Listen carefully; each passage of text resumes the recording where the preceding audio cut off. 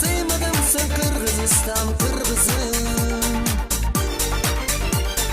Sen ayımsın sen günümsün, gökte canlar benim çoban yıldızım.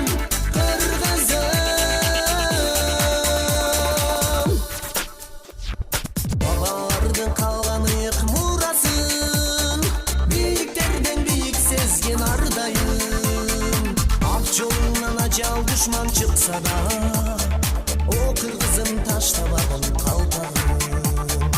O kırgızım taşta bakın kalpağım.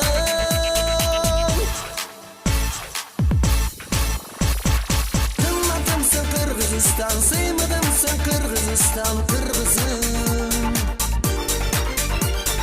Sen ayımsın sen günümsün, gökte canlar benim çoban yıldızım.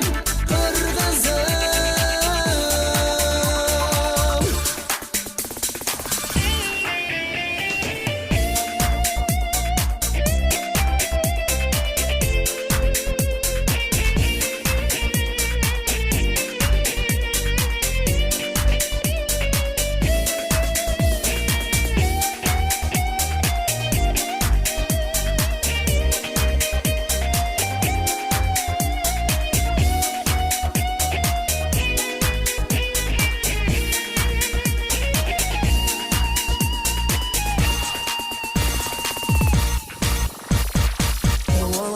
Özüm ırız talayım, bütüne göz seni danktap ırdayım. Eğer sana da bab olsa har günün, az ömürdün barın sana arnayın.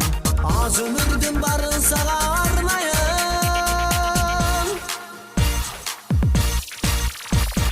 Kımmadımsın Kırgızistan, sıymadımsın Kırgızistan kırgızım.